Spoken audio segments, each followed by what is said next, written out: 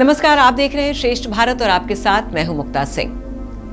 हरियाणा विधानसभा चुनाव में यूपी के सीएम योगी आदित्यनाथ ताबड़तोड़ रैलियां कर रहे हैं, लेकिन फरीदाबाद की एनआईटी विधानसभा में उनके मंच पर एक ऐसा शख्स दिखा है जो पिछले साल हुई मेवात के नूह की हिंसा में आरोपी है। बीजेपी पर इसको लेकर तमाम सवाल उठ रहे हैं। बिट्टू बजरंगी कौन है? योगी के मंच पर उसके दिखने के बाद क्यों सवाल उठ रहे हैं, इस बारे में आपको बताएं। उसके पहले देख लीजिए बिट्टू बजरंगी का इतिहास क्या है। दरअसल हरियाणा के मेवात इलाके में हिंदू मुस्लिम तनाव अक्सर सुर्खियों में रहता है। मेवात में भारी तादाद में मुस्लिम आबादी है। यहाँ पिछले साल फरवरी में नासिर और जुनैद नाम के 2 मुस्लिम युवकों का अपहरण कर लिया गया। कुछ दिन बाद हरियाणा राजस्थान सीमा पर भरतपुर जिले में इन दोनों के जले हुए शव मिले। इन दोनों पर गौ तस्करी का आरोप था और इनको जिंदा जलाकर मारने का आरोप लगा मोनू मानेसर और बिट्टू बजरंगी नाम के कथित गौरक्षकों पर।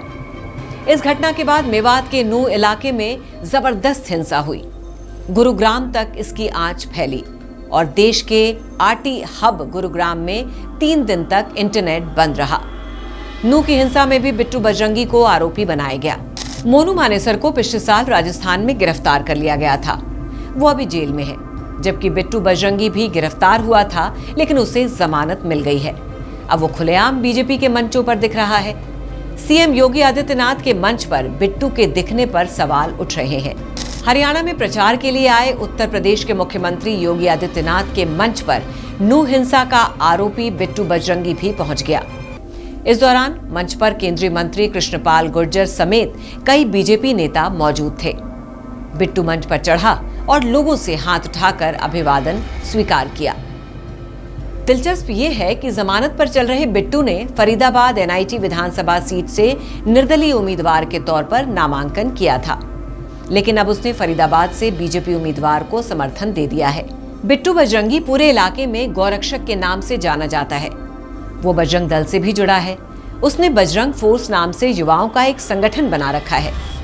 बिट्टू बजरंगी ने नूह से चुनाव लड़ रहे कांग्रेस उम्मीदवार मामन खान पर जोरदार हमला बोला। मामन खान भी नूह हिंसा का आरोपी है। इसी मामले में पुलिस उसे गिरफ्तार भी कर चुकी है। फिलहाल वो भी जमानत पर बाहर है। फरीदाबाद में बीजेपी उम्मीदवार को समर्थन देने के बाद बिट्टू बजरंगी ने मामन खान पर हमला बोलते हुए कहा कि मामन खान कहता है कि उनकी सरकार आएगी तो कई लोगों को मेवात छोड़ना पड़ेगा। बजरंगी ने कहा कि राज्य में बीजेपी की सरकार बनेगी और मामन खान जैसे बहुत लोगों को हरियाणा छोड़ना पड़ेगा। बिट्टू बजरंगी के योगी के मंच पर दिखने को लेकर कांग्रेस भले सवाल उठा रही हो, लेकिन बीजेपी को इसका फायदा मिल सकता है।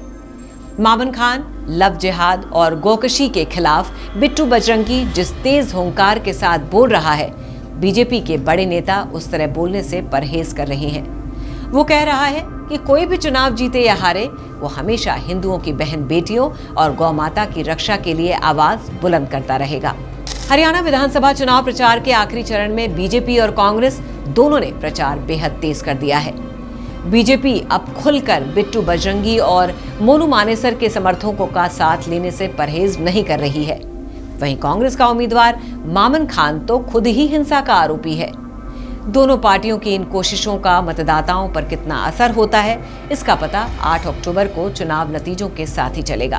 तब तक हरियाणा विधानसभा चुनाव से जुड़ी हर खबर के लिए जुड़े रहिए हमारे साथ। हमारे चैनल को लाइक और सब्सक्राइब करना बिल्कुल भी ना भूलिए। नमस्कार। श्रेष्ठ भारत पर खबरों से जुड़े रहने के लिए चैनल को सब्सक्राइब और लाइक करें, बेल आइकन दबाएं और देखते रहें श्रेष्ठ भारत।